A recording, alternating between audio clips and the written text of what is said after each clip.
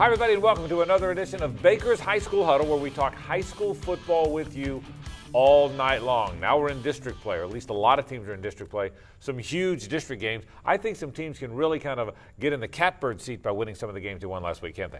Yeah, very interesting week, kind of a deciding week for a lot of these teams. Westside, Bishop Kenny, very good district games last week, and a lot of good ones coming up. All right, we're going to talk to you about sort of our games of the week and our events of the week. We're going to kind of get all over the First Coast to show you different venues, but always talk to you about the big district games as well. Now, with that said, we will start with a gigantic game in 3-5A. Bishop Kenny has been a really good team. Shoot, when's the last time they lost a regular season game? You got to look way back.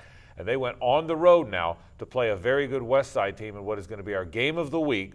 Bishop Kenny on the road to play Westside. It was an interesting matchup. We'll get to the video in just a moment. But Justin, were you surprised a little bit? Westside kind of laid it to Bishop Kenny. I'm not sure I saw that coming. Did you? Not at all. I really thought that Bishop Kenny would take control in this game. They'd not been challenged a lot. They'd had a kind of a weird schedule. Missed a game against Hernando due to rain. Had an early bye week. So Bishop Kenny had kind of come into this game a little less experienced than some other teams, but still, it's Bishop Kenny. They have that history, good coaching, good players. So I was very surprised. And you know, it's the year after. I think everyone that knows this team knows it's the year after Johnny Wolford, who played there 4 years, set all the records, starting quarterback now at Wake Forest. Jackson Bradley comes along now. He won the competition in the offseason. He's a transfer from Episcopal and has been a very good quarterback for them. But like Justin said, they were going up against a team maybe better than the teams they had played, at least so far. So let's go right to the videotape, shall we? An interesting night at Forest or Westside High School. I call it Forest because that's what it used to be called. Westside High School, now the Westside Wolverines. And an interesting night, and it all started well for Westside. Jamauri DeBose on a 1-yard run. He's a good player. Very good player, coach's son. You can tell he's been very programmed to run this offense. Very athletic guy. In the early going, though, Bishop Kenny held their own. Jackson Bradley, the transfer we just told you about, to Charles Wade, a 36-yard touchdown pass. Boy, Wade's a good player. Very good player, both sides of the ball. Wake Forest getting a very good athlete in Charles Wade, a dynamic player, maybe one of the best in the area. After that, though, it was all Westside. Here's DeBose to Darius Hall, a 38 or a 78-yard touchdown. That kind of told you, it could be a long night for the Crusaders. Yeah, how they kind of disguised this play was very good. Darius got wide open down that left sideline, ran untouched all the way to the end zone. It was one of two 70-yard passes in that first quarter for Jamauri DeBose. The Westside defense got involved as well. Sidney Stokes on a 52-yard fumble recovery here, and all of a sudden it was off and running for the Wolverines. They were playing very well. Now the offense gets back involved. Montavis Cogdill, a 48-yard touchdown run. And all of a sudden, it looked like it was going to be a good night for the home team on homecoming. It's very good. Bishop Kenny has had trouble in the past stopping some of these big rushing teams. And, talking to Coach Mark Thorson after the game, that's exactly what happened. Their backs were very difficult to bring down, and they disguise their passes and runs very well. Jakari Benton would add a 32-yard touchdown run here. And all of a sudden, Westside really pulling away from a little bit of a shell-shocked Bishop Kenny team. But Kenny didn't back down. Bradley now to Wade again. You're going to hear that combination a lot throughout the course of the year. A 61-yard catch, and you thought maybe too little too late, but maybe a little bit of life for the Crusaders. It gave them a little bit of hope, and they did not have that early on. Westside, they were down 7-6. They rip off this huge run, 26-0 run. Bishop Kenny scratched back a little bit with that pass from Jackson Bradley to Chuck Wade, just not enough. But DeBose ended really all those hopes. Jamauri DeBose again, what a terrific quarterback he is. You probably don't hear enough about him. This is a guy's a good player. An 18-yard touchdown run here. That kind of put it away for Westside. Kenny did score late, a kind of an oh-by-the-way score. Nolan Carr to Julian Ingram, a touchdown pass. That made the final score 38-20, but really a great win for Westside and the Westside Wolverines. They now are solely in control and in command of District 3-5A. All right, now you were at that game. I want to talk about that game a little bit. Westside hasn't had great history. You know, way back in the day when it was Forest, it had its moments, but Ed White certainly has a really good team this year. Lee had an undefeated team for a long time over there on the west side. Trinity is a school that is geographically located on the west side, and they've been a great team. Westside hasn't been in the mix. This is a big day for them. This was a big night for them for all those reasons, right? Yeah, they started 0-3. They lost to the team over on West Side. They lost to White in that battle of the West Side, 59-0. And you look at their start, they were 0-3, but they were 0-3 against some good teams. Lee beat them. Lee started 5-0. Ed White beat them. Ed White's going to probably win the district title in 3-6A. And Oakley beat them 7-0, maybe the best team in the area. So, those 3 losses that Westside had out of the gate were not bad losses. Tell me about Rodney DeBose, the coach, and what he's trying to get done over there. Looks like he certainly has a pretty good plan, doesn't he? Yeah, he's a veteran guy. He's been at St. John's Country Day. He's been at Orange Park. And he came over to Westside, and he told me after the game, he said, people thought I was crazy taking this job. But, I knew something with these guys. I knew there was talent here to be tapped, and you're seeing that. Meanwhile, Bishop Kenny under Mark Thorson, I truly believe is one of the best coaches in the area. I've said that before. There's a handful of coaches that I would put atop just about any list on the first coast, and there's a handful of them. There's some good coaches, Corky Rogers, Marty Lee among those, Verlin Dormany, who win all the time. I would put Mark Thorson in that list. I really think that much of him.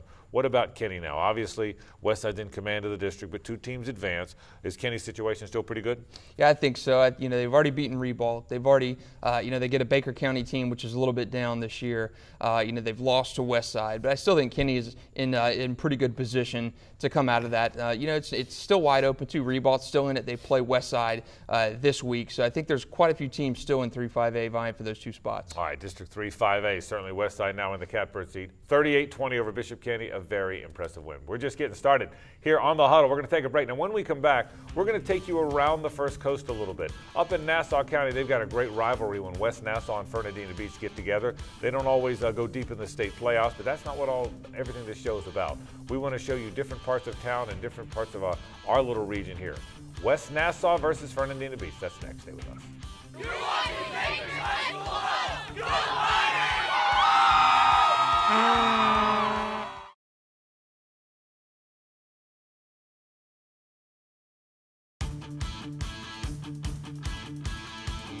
Welcome back to the Huddle, everybody, where we talk high school football with you and talk about games all over the First Coast. Let's turn our attention now to the northern part of our First Coast area, Nassau County. West Nassau out of Callahan and Fernandina Beach have had a rivalry for the longest time. It's a friendly rivalry at times, not so friendly other times, but it's a really good setting when Fernandina Beach and West Nassau get together. This week they got together in Fernandina Beach. Let's talk about the setting, not necessarily the teams for a moment. When I covered high schools, it was right at 100 years ago. It was right at 100 years. I loved games in Palatka. I loved games in Baker County and McClenny. I loved games like this one, smaller towns, when everybody kind of turns out the lights and comes to watch. It's kind of a cool setting, isn't it? Yeah, very much so. I worked in St. Augustine for many years, and some of those games, those county games in St. Johns County were fantastic. And then you venture over to Palatka, and those are small town football fields right there. And that's, you kind of lose that in some of the bigger cities. But, you go into the Nassau counties and the Yulees and stuff, and this kind of remind you what this football is all about. All right, roll the tape. Let's show it to you. This is West Nassau on the road to play Fernandina Beach. This game is at Fernandina Beach. It was a beautiful night in Nassau County on Friday night, and 2 teams that they all know each other, by the way. These kids all played Pop Warner and Little League Baseball together, and they've known each other for a long time as they get set to battle a game that matters in the very early going. This is Davian DuBose early on, a little bit of trouble there. The very, very early going as Fernandina Beach recovered a fumble. Again, this thing kind of went back and forth, and Fernandina Beach really got off to a good start.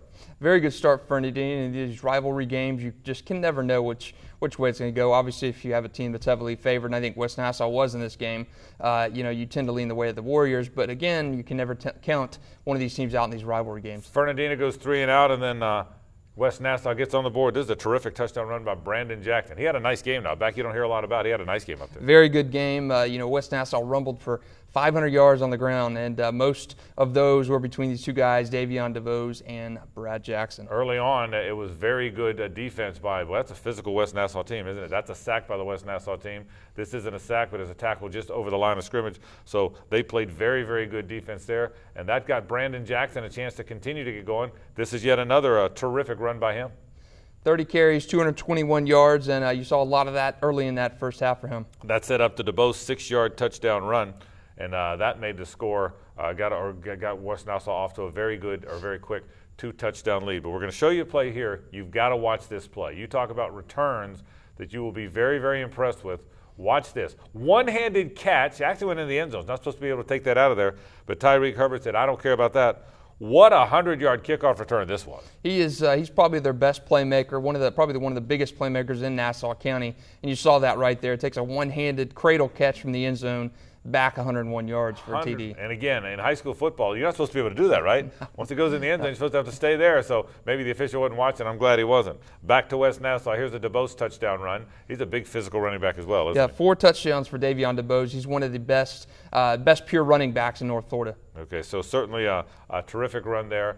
This is Fernandina Beach trying to battle back a little bit. Devin Bolna now, terrific quarterback of his own right, is about to hit Ty Herring with a touchdown here. And again, Fernandina Beach, in a game like this, they're not having a great year, but that's a nice jumping catch right there for Herring. Over 2 guys, too, and Fernandina definitely the underdog in this game. But, again, it's a county game, you can never tell. And they were battling at home for sure. Bolna with a little bit of a terrific run here. Again, touchdown run. Fernandina Beach wasn't backing down for sure. That gave them a 26-19 lead, and in a pretty good lead here. I mean, a pretty good lead for after the 2-point conversion, a pretty good lead. But after that, it was all West Nassau. All West Nassau in that second half, and I think you saw that that athleticism and that depth, especially the 2-back system. Brandon Jackson, Davion DeBose take over. Here's Jackson banging it in there. That is a 2-yard touchdown run. That's one back. Here's the other back Justin just told you about, DeBose. Bounces it outside. This is yet another touchdown run for West Nassau. And they really started to get it going on the road. And a pick. Bolna tries to throw. This is Quinn Coxwell with a terrifically athletic play. Yep. Defense again at West Nassau. They've had some good defensive teams in the past and secondaries as well. And so they continue to play. This is a good defensive team now. This is a team that makes a lot of pretty good plays. You should take another look at that diving, sort of a leaping interception there. And then Colton Paliana. He's a transfer, right? Creekside transfer, and he's been getting it done at West Nassau. Touchdown pass, and it was they went on to win that thing 43-26. The Battle of Nassau County goes to the West Nassau Warriors. Our Mackenzie Thurkel caught up with Coach Ricky Armstrong right after the game.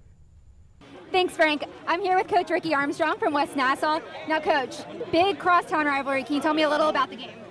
Yeah, it's a big crosstown rivalry. Fernandina and West Nassau is always a rival game. It's always a good game. First half was very close. We made some mistakes in the first half, and they capitalized on it. Now, in the first half, there was a scuffle. Can you tell me a little bit how the momentum shifted and what you've told your guys in the locker room? Anytime anybody gets an onside kick or gets anything right there and then goes in and score, you're going to have all kind of momentum going into the halftime. Luckily, we come out and we've done a great job in the second half and got the win. Now, your running back, Davion DeBose, great game. Can you tell me a little bit of how special of a player he is? Yeah, he's a great player.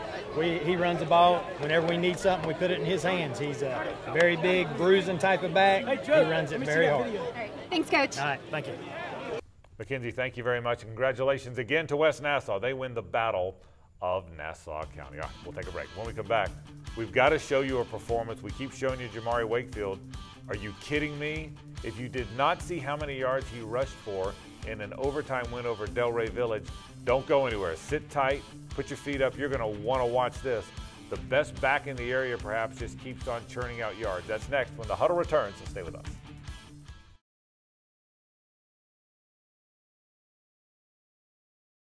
Do you want your team to be the best-looking team in town with the absolute best gear? Then you want Baker Sports. Since 1997, Baker Sports has been the stop for sporting goods, equipment, and gear, and has long been preferred by more college and high school teams in Northeast Florida than any other company. Middle school, youth, and Pop Warner, they all use Baker Sports. Baker Sports has the best design specialist, embroidery professionals, and silkscreen artists in town. For the best in sporting goods, it's Baker Sports.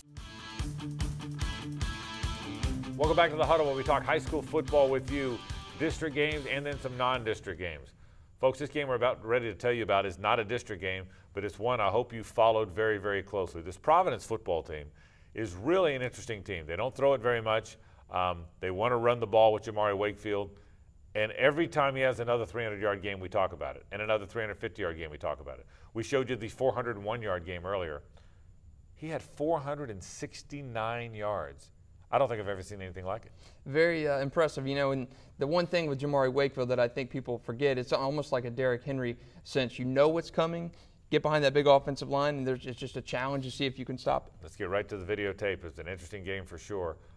Providence winning, finding a way to win over this Delray team. All right, early on, it was Delray Village's defense, one of their 2 pick sixes, and that got Village off to a good start. Yeah, and I think that's why you've seen Providence run so much. They're just developing that passing game. All right, Wakefield got going on the very early going. This is a 32-yard touchdown run.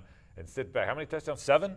7 touchdowns. 7 touchdowns. He was just getting started, was Jamauri Wakefield. That one from 32 yards. This is a 4-yard touchdown run, and Providence is in good shape. But this Village team was certainly not backing down. Delray Beach Village was an awfully good team. This is Andre Adderley to John Constant.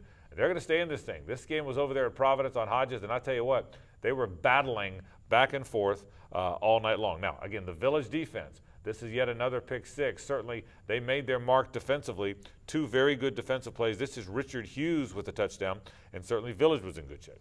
Yeah, it's something we saw quite a few years ago with Yulee not being able to throw the ball as much when they had Derrick Henry. I think you're seeing that with Providence, relying on that ground game. Jamauri Wakefield, he's only a junior, but what a good-looking back this guy is. That is a 10-yard touchdown run, and Providence back and forth.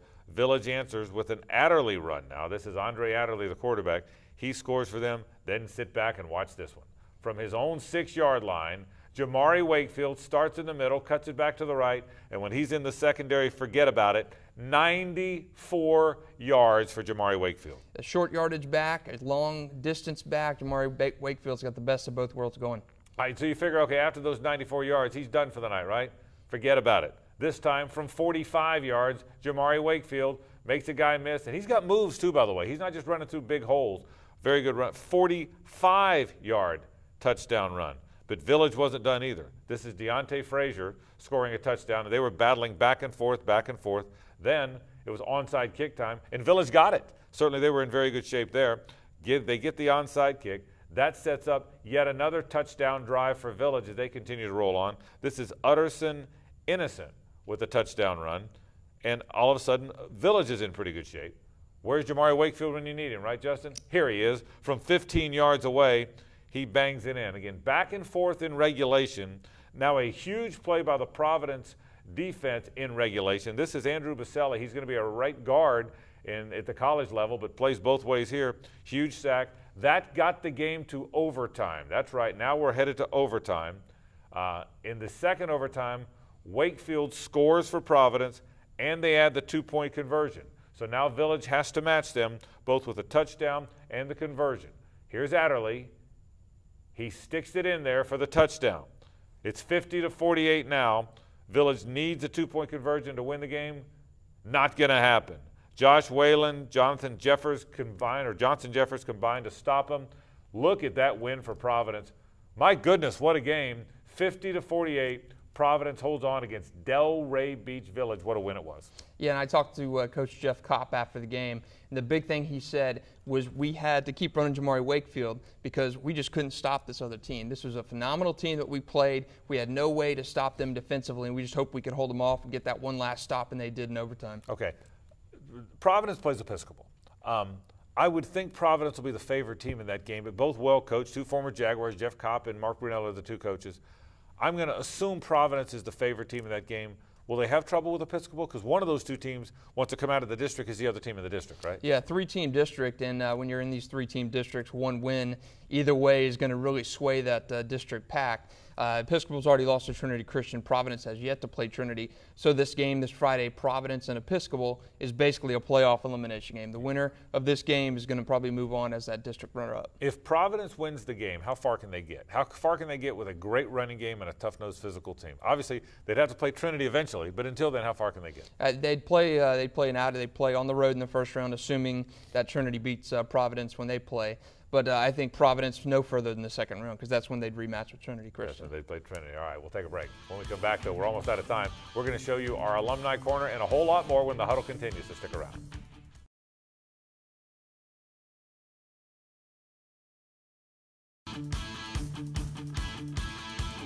Welcome back to the Huddle. We talk all about high school football going on now and high school football that went on in the past. Time now for our alumni corner.